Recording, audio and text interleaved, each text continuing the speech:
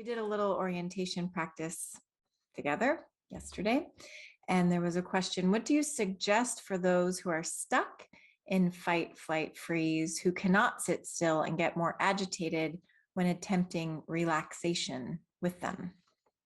Oh, that's really cool, and it's not that uncommon actually. And so, I would suggest to investigate a community called uh, Movement and Creativity. Right? So yeah, let's be in movement and get creative about how we are contacting the world and how we can get our attention into the here and now. And the here and now is contacting us through our senses, whether that would be through the tactile sense of feeling the feet in the sock or the shoe or the ground, or the sounds of the world, or the sights that are going on. But that happens much more readily when we're like in motion and in movement. So just walking and just asking this question, like, how is the world contacting me right now? Or how do I know actually that I'm really here? What's the evidence that I am right here, right now? And maybe it's what you see, maybe it's what you hear, maybe it's the temperature, the tactile sense of the breeze. Right? That's the question, is how do I know that I am here right now? And everything really begins from that location of ourselves in this moment. And orientation that I talked about, that's the way that our brain locates us and sort of geolocates us in the present situation, in the present environment, in the present moment. So I think embedded in your question is already the answer, which is what we like to think about in organic intelligence, which is, oh, sitting still, isn't that good for me? Like, yeah, let's not do that. Let's do what feels better and gives us easier ease and more availability into the here and now. There was a question about environment, like what if there's toxicity in the environment, and how does that contribute to how are you orienting to that, and what would you say? So we're trying to find some level of contact with the environment that's not threatening. And if the environment is threatening, we want to try to be getting to a less threatening environment, right? And so I mentioned that there are all these ways that we expand or contract our attention.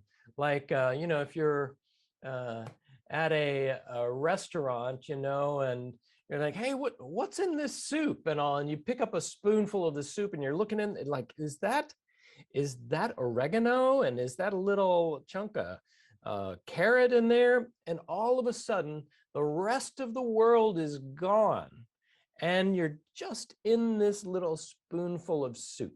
We have the capacity to broaden and constrict our attention, our focus. And so wise focus is really what we're talking about. So even in we would expect that our attention will be attracted to the level of focus that would keep our system jacked up, that would keep our system in some level of that fight, flight, and freeze program. So to make a difference, we actually have to practice doing something different and bring our focus to something different. And so there is, first of all, the question of the environment. If you're in an unsafe environment, try to get to a safer environment. And that's sort of not even a question, is it? I mean, we got that. And then the other, I mean, understandably, that's not always possible, right? With environmental sensitivities, and I talk all the time weekly with people, and we're strategizing about ways of being able to create safer environments in those conditions, whether that's by thinking of like a mobile home that is specially designed, airing out, if it's, living outside, if it is air filtration. I mean, there are whole sets of ways that we're dealing with trying to make the environment okay. But that is different than the skills that we're practicing here, which is the skill of presuming that the environment itself is not differently hazardous, but that we are trying to develop some biological capacity. So if we're trying to develop biological capacity, that's different from addressing the environmental conditions. So if we're trying to develop the biological capacity, then we're talking about the level of focus of attention and what direction to focus attention. And that's a major challenge, and maybe even more major than trying to find a safe environment, if you have environmental sensitivities, because we have this negativity bias. We have that what's wrong attention. That means that the attention tends to be focused on some element that is expected, like danger, fight or flight or freeze, stimulating things. Our attention is drawn there, and that's the what's wrong attention, or the negativity bias. And because it is a bias, it's a biological bias, and it's a neurobiological addiction. I used to call it a habit, but I really think it's a neurobiological addiction. And to break an addiction, then you have to make some kind of effort in the other direction. And that's what orientation is. And we try to bring focus to some element, like that spoonful of soup, and try to narrow the focus into what is meaningful, or what is supportive, what is non-toxic. And it may be narrowing the focus, it may be broadening the focus, we don't know. But what we do know, and this is one of the hearts of organic intelligence, which is that your biology knows that will help and will be over time pointing you in that direction, right? And I mentioned, the example of being with a person in Ukraine who was looking around, and then I noticed that their eyes caught on something as their eyes were attracted to something as they were orienting. I said, "Oh, what is that?" And they picked it up. It was an orange, and they said, "Oh, it's this orange," and I love the color and the smell. I love the flavors. And for a moment, it was that spoonful of soup. And that's what we need. We need those respites, those little breaks, those little like micro naps, and not only that, it's not we who choose what's best. That is, there is a choice making, there is a salience detecting, there is a significance pointer within each of us that will find the thing that's there without us. So it's not like I have to find, oh, what's the thing? It's that I want to prime my attention to let go into just letting the eyes go where they want to go, and then seeing what comes in the midst of that, how the environment contacts us. And that's the magic, because we didn't walk away, from the late Pleistocene, run away from home in our natural environment without some help. And that help is right there in your nervous system. It's right there in the way your biology and your DNA has constructed you. And it is looking always for ways to bring that support. And all we're doing here in OI is helping us find that intelligence of support, and then receiving it, being supported. So those are a few thoughts. I know it's a complex situation. We work a lot with folks in those difficult situations. And so I hope something in there is helpful. How do you distinguish between healthy pleasures and addiction and or spiritual bypassing? Right. We talked about this a little bit yesterday, but it bears a little bit of explication. And so which dovetails too into, sometimes people say, isn't it, just focusing on the positive, or some kind of la la la la, I'm not going to pay attention to what's really going on, kind of. And yeah. So yes, and people who say that are absolutely right. There is some value in feeling better than worse, but just feeling better is in my view kind of useless. It's a means to an end for us, because what we're trying to do is contact this organic sense of development, right? And that is that we are trying to get our system away from this focus on what's wrong, and this orientation toward disorientation, like the negativity bias, and get onto the post-trauma growth trajectory, which is also right there in your biology. So yeah, this notion of orientation, orientation to pleasure, these are not means and an end. This isn't how you want to live your life. Okay, now I've got to orient. Now I've got to find pleasure. That's not living. That's trying to avoid what's wrong. And that's a distinguishing component between what we're proposing here and then bypass. Because people generally will come out of this phase, chaos, and they're trying to get away from what's wrong. It's like, okay, it's suffering. I've got to get away from suffering, and nobody blames anybody for getting away from suffering. That's a good idea. But then orientation is not a skill to like do all the time. What we're trying to do here is focus on these as what we call initial conditions. And these are prepared learnings. These are the things the biology wants to do that we just have to remind the biology. It's like, okay, hey, we're going to be with you in this orientation and pleasure process. And then over the phase, in phase 2 in particular, it shifts from being, I've got to do orientation until I am oriented, because the brain is doing that. The brain has said, oh, thanks for coming to the party. We've been waiting for you since your birth. And so here now you are oriented. And that happens automatically. And that's the shift that happens in what we call our phase 2 work. And at this point of transition, then between where the influence is the status quo attractor and just keeping us the same, and then shifting over into the place where, say, with Tiffany or another OI coach, you can begin to build actually capacity and build bandwidth, build problem-solving ability, build clarity of thinking, and build on all of this, because the biology becomes auto-organizing, right? It becomes an auto-organizing system. So that's our end game.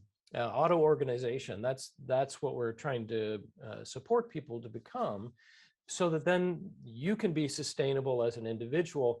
And as well, what happens once we get sustainable is that we then spill over with compassion for other people.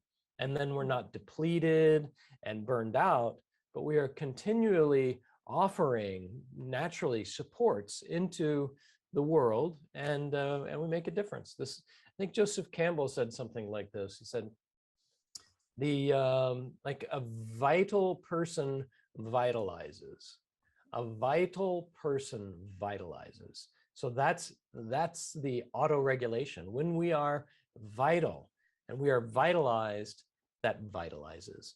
There's not a lot of point in just getting burned out or trying to do things endlessly to make myself feel better, to try to just look on the bright side of life.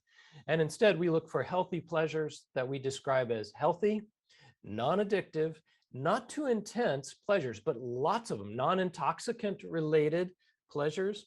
And we substitute for the big bang pleasures into lots of pleasures. And instead of the 6-course meal, we're looking for like grazing and tapas all the day long. We substitute the big intensity with lots and lots and lots of other pleasures, and we're made for that. So again, that makes it easy. Our biology is ready to support us in that, and we are then supported. I love that. And I love this question too. How do you connect that when dealing with clients with grief? We are in OI. We are working over a period of years. Tiffany, how many years have you been doing this? How many I don't know exactly. Could be 4. It's been at least 4. So in any case, Tiffany you came in with a lot of skills already, like a lot of healing skills and knowledge base, and then brought OI into that. So what our aim really is creating the opportunity for biological reorganization. And that's not going to happen in a weekend workshop. It's not going to happen in, just a couple of meetings. It's going to happen over a longer period of time and with repeated suggestions and supports, because the entire headwinds of society and civilization are going in another direction entirely. So it's going to take a repetition. It's going to take a little practice and the right support. And so, what we're looking for then is to make a major shift in the neurobiology, right? We're gonna make this major shift in the neurobiology, and that's going to take a little time to sort out. And one of the things that we will learn, all of that is preface to this, which is one of the things that we're going to learn is the difference between the work we do when something is acute, right? Like dealing with something that is acute, like grief, and then the process of engaging in the learning of and the shift around post-trauma growth. So that work specifically with grief or an acute trauma, like something just happened, that work is very specific and can be much more readily dealt with if the person has incorporated the skills that their system actually needs for stabilization. That is, your biology is more supported and ready to do its healing work if it has the right support. That's what the End of Trauma course is about, to provide those early skills that then you can leverage into, one, preventing trauma. Like if you have grief or high intensity events, acute events that are not dealt with right away, then it begins to disorganize at the system level. And then you have to deal with it on the system level, and your system becomes less organized. So you will be able to deal with things better, whether that's grief or high intensity traumas, by having the foundations and strength and skills that come out of things like the End of Trauma course. And that's getting lined out around these initial conditions that will lead toward the auto-organization of the biology, but it's also a buffer against stress. So that's the long answer to the question about grief, because that's a particular way of working around acute events, and we train, of course, our members in that as well in the coaching program and in Tiffany's training as well. Yeah, what you were sharing made me think of a session I had with someone recently around my mom having had a stroke, and there was just this sentence around, it's like a reorientation, something about this like reorientation to this new reality, and it really pinged all of this orientation practice in life, so that when I went back into life with my mom and giving her a Feldenkrais lesson and connecting with her, I felt this other layer of like just being oriented in the moment and appreciating the moment with her, less focused on like, oh no, this horrible stuff happened, and what is going on, more like really landing here in actually what's really beautiful about connecting with her in this new way, and the discoveries along the way. So what you said really maps onto my experience too. It sure does. And just to be able to be present with your mom. I mean, this is what we want, is to be able to live in the moment and to live and meet life as it comes to us, because it will bring those surprises. And if I am ready to like recalibrate and bring myself reattuned to this moment, if I can do that, that brings benefit to you and to all those around you. Mm-hmm. Yeah. Sweet.